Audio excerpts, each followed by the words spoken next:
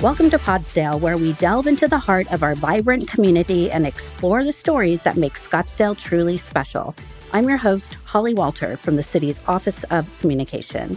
Whether you're a city employee, a longtime resident, or a newcomer eager to discover what makes Scottsdale tick, I'm happy to have you listening.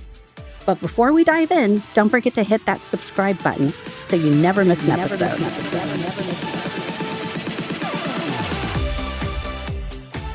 It's the most wonderful time of the year, and I'm talking about baseball back in Scottsdale. Today, to talk about all things spring training, we have Kyle Urban, the Stadium Operations and Event Supervisor at Scottsdale Stadium. And we have one of our favorites on the show back, our citizen advisor, Bruce Wall, who is also a history buff and knows all sorts of things about Scottsdale. And he's going to share a little bit about the history of Scottsdale Stadium. Kyle and Bruce, welcome to the show. Thanks for having us. Thank you. Kyle, let's start with you, since you're a new guest to the podcast. Tell us a little bit about yourself. Sure. So Kyle Urban, I serve as the Stadium Operations and Event Supervisor at Scottsdale Stadium. Been working for the city for about a year and a half now. I came from the University of California, Davis, and prior to that, University of California, Los Angeles, UCLA. California born, grew up a Giants fan. Circumstances in life, a good move for my partner and I to end up here in the greater Phoenix area, and opportunistic opportunity with this job, and pounced on it and fortunately worked out. But very happy at Scottsdale Stadium. Feels like a home to me now, and the city of Scottsdale has been great to myself and my fiance, so we're very happy here and love it. Well, it's great to have you. And your title is a mouthful. So what's kind of your daily grind? What do you do in that position? Sure. Yeah. And explaining that to people is challenging sometimes. But basically, I oversee the ballpark. So any events that happen inside of the ballpark, any baseball games that we have, any outside private events that we bring in, as well as making sure that, maintenance requests are put in, sort of the basic things to run a building in general are things that I'm responsible for. During spring, my responsibilities don't necessarily change too much, although the Giants come in and they bring their team to essentially run the day-to-day game day operation stuff. We are still there to support them all the way through, so making sure that the building is operating as it should for both the Giants and their fans. And spring training, as we mentioned, is starting soon, but you guys really start the prep work far before that happens.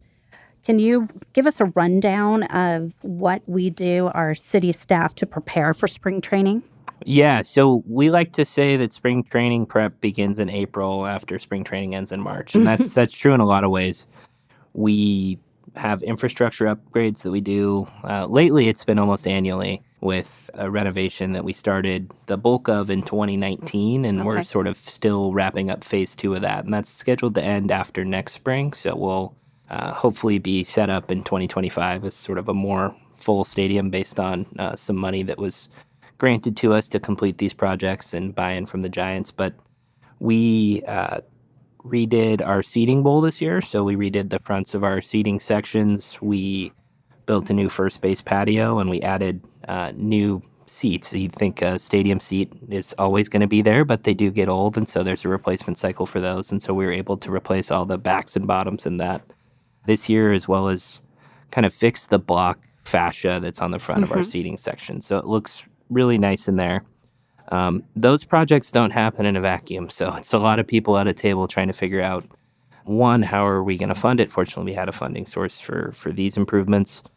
How are we going to do it? What companies are we going to partner with to make sure that happens? And how are we going to get it done before spring starts? And so we started planning for those before last spring, and we're able to action on them this year. And so when folks join us in the ballpark this year, they'll see some shiny new upgrades and a facility that's been standing since '92. So it's a nice upgrade for us.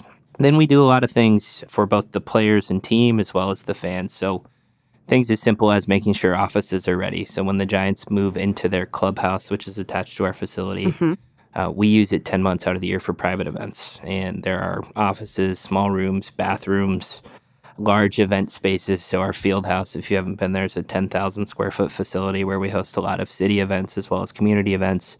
and private events throughout the course of the year. The Giants have a different use for that. So they use it as a cafeteria. They use it as a place to actually practice indoors when it's raining. So they've got some turf rolled out in there and take some grounders and that sort of stuff. And then team meeting space as well. And so making sure that that's prepared for them, cleaned up, kept up, and all of those things happen. We make sure their locker rooms and offices are deep cleaned. Any feedback that we got from the previous year, so things that they hope that we might improve or consider improving over the course of the year, we take care of those changes. And then when the players and team are on site and in that clubhouse and living and breathing Scottsdale every day, we've essentially got 60 days to make sure that we're sort of meeting their needs in terms of upkeep and, anything from doors working to toilets flushing, all that, and making sure these things that you take for granted that someone behind the scenes is doing are being done and being done in a timely fashion. For fans on the actual stadium side, we're ensuring the stadium's ready to host them as well. So making sure the seating bowl's cleaned, ready to go. We've got our seats all labeled, sections are taken care of. Any signage that's, older, we're replacing throughout the course of the year. We're working with our concessionaire on sort of what they're offering, what their footprint looks like, if we're making any design changes. So if you're trying to find a pretzel, where can you get it? And what's the easiest path forward for us to make sure that that's available to all of our fans? We're coordinating with Giants on security and guest services, so how they're setting up their security gates, what those are going to look like, who's manning those posts, and what we can do on a stadium operations team side to be able to support that. We're working with our custodial team to make sure they're not only ready for game day, but ready between games, after games, because when you open up a facility and you have people come in there, you would, hope that everyone would take their trash and throw it away, but we know that's not reality. And it may be, just forgetting or thinking that someone's going to pick it up behind you. But we know that between games, it's kind of a breakneck pace, especially on these days where we've got not doubleheaders, but back-to-backs. It's certainly a bigger task than, I think I ever imagined ending up in this role, but it's so important. And so partnering with our contractor who supports our custodial efforts is really important to make sure we're ready to go. We coordinate with facilities, City of Scottsdale facilities, on everything. Our building tech is awesome, and he's taking care of just about everything that we ask on a daily basis. And during spring, those requests come even more as all of our spaces are being used. But we have plumbers and electricians ready to go every game day as well, who are sort of the unsung heroes behind the scenes that I think do a great job for us. And then it's making sure that the ticket office space is ready to go. So a lot of people may know this, but for City of Scottsdale employees specifically, you do get a little bit of a discount on tickets that you purchase at the box office. Okay. And when you purchase them at the box office, you also don't have to pay those online ticketing fees. So provided a game's not sold out, I know we're close to selling out a couple at this point already online, unfortunately, but the ticket office usually opens like February 20th. Okay. And so you can come in person, purchase those tickets, and save yourself a few bucks, and just bring your badge with you and say you're a City of Scottsdale employee, and that helps as well. That's a great tip to share. And you mentioned the field house. I was there not too long ago for an MLK event. So it's interesting to think about that transformation that can be made in that space. It's a pretty large space. Yeah, and I would say it happens overnight, but it happens very quickly. The day that we're recording this podcast actually was the last event that we're going to host in there before we switch over to springtime. And that means putting all of our tables and chairs and taking them off site and kind of clearing out the space so that the Giants have what they need to be successful. And we take a lot of pride in that. I think the last piece of preparation, which is certainly the most important on our side, is our grounds team is preparing the field surfaces, both on our main stadium field, our practice field, as well as our half fields, year-round. So you can play baseball out there outside of overseed at a very high level and expect a high-level playing surface. And that's Matt Clark, Travis Wessel, his crew that all kind of pitch in on that on an annual basis. And I think one of the things that sets us apart, and even players, when you talk to them in the dugout and they come in and use the surface, extremely complimentary of the work that those guys do. And it's an annual undertaking. It's never takes a day off. Grass is living and breathing. And I think it's something we take for granted when we see it mowed perfectly, but the difficulty to keep a surface that good in Arizona with two different types of grass throughout the year, hot, we know it's been really cold lately, trying to keep it lush and vibrant and all that is work that certainly doesn't go unnoticed by folks when they're looking at it or taking their Instagram selfies out there. But I think the work behind it is massive, and always like to make sure those guys are highlighted because the work they do is incredible and helps make our facility what it is. It's always beautiful. The field always looks great. There's definitely a science behind making that happen. Yeah, and we've got the best scientists in baseball, in my opinion. And how many employees work at the stadium? Good question. So people tend to think that our team would be huge. That's not the case at all. So we have, as we currently stand on the operations side, so the team that I oversee, we've got 4 full-time staff and 2 part-time staff. And then on the ground side, they've got 4 full-time staff that are working primarily at the stadium, and then another 8 that work at Indian School Park, which is a facility we also oversee. And during spring, those 12 will all come over to the stadium to support spring training operations. If you've never seen it, having to roll out a tarp when it's raining, incredibly heavy, requires a lot of person power. And so trying to make sure that we're prepared for that at all times is important. And that's something that Matt and his team, they're ready to go no matter what the circumstances are. A lot of moving parts to get ready for that first game. And once that does happen, let's talk about some tips and tricks that we can share with those who are attending spring training. We actually do have people who are here year after year, and then we have some people who visit Scottsdale for the first time. Where would you start in advice that you would offer to visitors visiting the stadium? Sure. Specifically at Scottsdale Stadium, so one of the, gripes that you'll see if you look at like our reviews online, and I don't like to, give the haters too much shine, if you will, but I think it's important to mention we are somewhat limited in terms of our parking offerings. And one thing that we have in place to combat that the Giants have done forever is they open the gates 2 hours early. That's earlier than most other spring training venues. 90 minutes is kind of the standard. Some go to 60 on certain days, but we open up 2 hours beforehand. And with that opening up, we do have a nice big parking garage in the Scottsdale Civic Center Library garage that we use as our primary parking space. And if you get there 2 hours before the game, you typically are not going to have an issue parking. If you're getting there 10 minutes before, you might be searching Old Town to find where you can park and be picked up by the Scottsdale trolley. If you need more information about that trolley route, it should be updated on our website in the next week or so here, so that'll be up there for fans to look at. But once you're able to find parking, come in, you'll be greeted by a lot of different scents depending on the gate that you come in. Our concession offerings, we've got 50 plus points of sale, so there's all variety of foods that you can check out and try, from typical ballpark fare to like a brisket, mac and cheese burrito type situation. A lot of things that you're able to check out on that end. When you do come to Scottsdale Stadium, we do our best to make sure the fan experience is good. So getting in is typically pretty quick.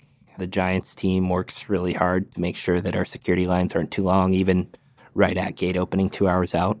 If you have little ones that are interested in getting autographs, that sort of thing, typically the Giants on the first baseline will sign a lot of autographs in that 2 hour time period before the game.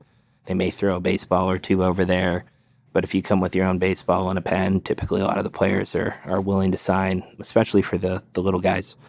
Kids run the bases after the game as well. So if you're a parent and you're bringing your child and they wonder what it'd be like to run around the bases, it's an opportunity to do that. And I think that's a cool offering that the Giants have. So they offer that after every day game. Oh, great. The night games end at 10:30, and so we don't have that extra hour. But when we're first pitch is 1:05, we're typically ending in that 3:30 to 4:30 window. And so we stick around for a while so the kids can run around out there as well. And getting there early is a great tip, not only to get in, get your snacks, find your seat, but also, like you said, to avoid some of the parking challenges. But also, the Scottsdale trolley was a great option that you mentioned. And I should also add that it is free. It is free, yeah. And it's really important for us. Folks are expecting to get there closer to game time. We always recommend rideshare options, not only to help with parking congestion, but if you do want to enjoy a beverage or two, obviously being safe is important, and it'll drop you right off on the corner of Osborne and Drinkwater as well. Perfect. So when you put in Scottsdale Stadium, both Uber and Lyft know to drop off in that location. Oh, wonderful. And Waymo as well now. All right, Waymo too. Now, is there a bag policy or anything else that attendees should know if they're entering the stadium? Certainly should, yeah. So we're a clear bag policy, things that people don't know, I guess, along with that. And we do have a laundry list of rules and regulations on our website, but essentially we're clear bag. So don't bring purses, don't bring backpacks. If you're coming from the airport for whatever reason, don't bring your luggage. We did have to send a couple people away. with that last year because unfortunately we can't store it due to the security risk it Mm-hmm. poses. You are able to bring in sealed bottles of water. So you can bring in a sealed bottle of water for you and essentially one for each person in your party. We do have refill stations inside, so you can refill that as the game goes on, as well as sealed snacks you can bring in too. But everything's got to be in a clear tote. If you don't have one when you arrive, you can actually purchase one at the team store on site. Fanatics has some offerings for that. But essentially, any clear plastic bag is what we recommend. And that clear bag policy travels with the Giants from San Francisco to here. So it's consistent enforcement. And if you're someone that's been to a Giants game in the Bay Area, you'll see that our rules are very, very similar to theirs. Okay, and now once you're inside the stadium, any advice once you're in to enjoy a game? Yeah, I would say look around and take a walk around. A lot of people, have a tendency to get in, want to get their snack, get to their seat as quickly as possible. But I think depending on where you're at in our ballpark, your views are very different. Behind home plate, you're seeing the McDowell Mountains in the background. You're seeing bits and pieces of Scottsdale as you walk up from right field, our new first base patio that I mentioned that's being opened. You have a great view of Camelback, which a lot of people don't know. Our lawn seating is a ticketed area, so unlike some other spring training venues, based on our capacity restrictions, we actually do have to restrict that. But there are some places where you can grab a drink and hang out in left field that aren't part of the ticketed area per se. From center field, you get a great view of essentially the stadium itself. You can see the Popco Buttes in the background behind it. I think we're a really cool, historic park, and I know we'll get into the history a little bit later, but a lot of great baseball players have played there, and there's a lot of history in that site. Since 1992, we've had a lot of great moments at Scottsdale Stadium, but even before that, back to 1956, where the first stadium was built on that site. Some of the photos are incredible, and seeing it go from essentially farmland around the stadium to what it is today is pretty neat. And being a part of that and trying to preserve the history while also adding new features to the park is something we take very seriously. And I think that Scottsdale Stadium really has a unique feel compared to some other spring training stadiums here in the Valley.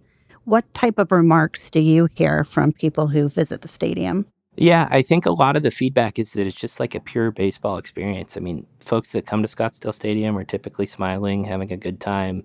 We don't get a lot of complaints lodged during games, and I think it's just the baseball culture that's been created in Scottsdale, owed in large part to the city, also the Scottsdale Charros, and making sure that people are keeping baseball in the forefront of the minds of citizens of Scottsdale. And I think our proximity to Old Town is incredible. So you've got people that are coming to visit Old Town Scottsdale and just might happen to catch a game at the same time, or you've got the baseball lifers that are coming specifically for baseball that also experience Old Town at the same time. But I think it's just a pure baseball experience. We're the second oldest ballpark in the Cactus League right now, but I think we've done a lot to modernize and to keep up with trends, and we're continuing to do so. And I think we offer just a great place to watch a ball game, bring your family, safe environment, and typically great weather in the spring as well. So, and I know everybody has that, but we get less wind than some of the other stadiums. I love the suggestion, too, to walk around the stadium because you're right. Your perspective from different places is incredible. And there is so much history there. So let's jump to that portion of the program and talk to Bruce Wall. Bruce, can you give us a quick recap of how Scottsdale Stadium was founded? Sure. It goes back to 1955 to the Pink Pony restaurant. There was a group of residents who were having lunch at the Pink Pony, as they did every day, and in walked Paul Richards, the general manager of the Baltimore Orioles. One of the guys said, "Hey, Paul, why don't you bring your team and practice in Scottsdale?" And Paul replied, "Sure, build me a stadium and I will." And that's exactly what happened. They formed the Scottsdale Baseball Club. They pre-sold box seats, and they raised enough money to start building the stadium. Within 1 year, it was open, and the Baltimore Orioles was the first team to play for the first 3 seasons. Then it became the Boston Red Sox, and they played for a number of years. There was a gap where there was no team, and then the A's came, and then finally the Giants in the 80s. And how large was the stadium when it first opened? It was even smaller than now. It was even more intimate. There was only 3,000 seats, and it was an all-wooden stadium back then. Wow. So it's definitely gone through some changes, as Kyle mentioned, and at one point a rebuild, and there's been a number of renovations that have Right. taken place on the property. And so a recap of the team. What teams have played at the stadium? Okay, so the Baltimore Orioles started out first for 3 seasons, and then we had the Boston Red Sox, and we were fortunate to have people like Ted Williams playing here, and we would get visited by several old baseball greats who would come because of the Red Sox being here. Baseball greats like Ty Cobb, who would come to visit when the Boston Red Sox were here. They stayed until about 1966. We had a season with no team, and then 1967, the Chicago Cubs came here and stayed for 12 seasons. Then in 1979, we had the Oakland A's. Until 1982, we had the San Francisco Giants came, and we've had the Giants since 1982. And the Giants come with a pretty enthusiastic, large fan base here to Scottsdale every season. Absolutely. I was going to mention that in the early 1990s, back when Herb Drinkwater was mayor, they did a major renovation to the stadium, sort of updating it from the wooden original 3,000 seats to a little bit more modern 1991-esque stadium. But as Kyle mentioned, there's been several renovations since that time. And another important piece of Scottsdale Stadium are our very own Scottsdale Charros, and I believe that they began their efforts in 1961. Can you share some history about the Charros? Yeah, the Charros was an effort by a group of business leaders who wanted to create a business group that would support baseball in Scottsdale. They knew the Scottsdale Baseball Club that had started building the stadium. It just wasn't going to continue. It needed some younger people that were going to maintain it for longer.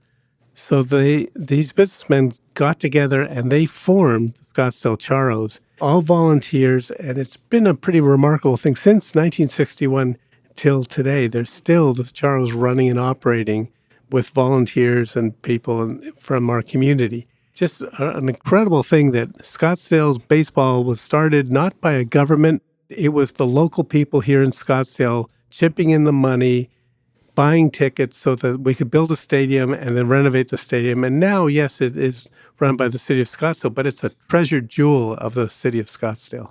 Started by the people. Yep. All right. And here we are today with a new season about to start. Kyle, where can folks find out more about ticket purchasing? Sure. So scottsdalestadium.com. We recently got our domain under our purview, so that'll route to our site. On that site, you can click spring training information. There's also a direct link to purchase tickets from the Giants. And we recommend that everyone purchases directly from the Giants for a number of reasons. One, it's going to save you a lot of money. The seats that are still available for these games are typically going to be a lot cheaper when you purchase them direct rather than using a third-party site like StubHub, SeatGeek, that sort of thing. And so strong recommendation there. On there, you'll get spring training information. You can view that clear bag policy we talked about earlier. ScottsdaleStadium.com is going to be your resource for that. Okay, great. Well, I'm looking forward to another great season. Kyle, Bruce, thank you both for joining us on today's episode. It was Thank my you. pleasure. And that's all for this episode of Podsdale. If you enjoyed today's episode, make sure to subscribe. You can find us on YouTube or your favorite podcast streaming app. Feel free to share your thoughts and experiences with us by emailing communications@scottsdaleaz.gov. We would love to hear from you. Until next time, this is Holly Walters signing off and inviting you to be part of the Scottsdale story.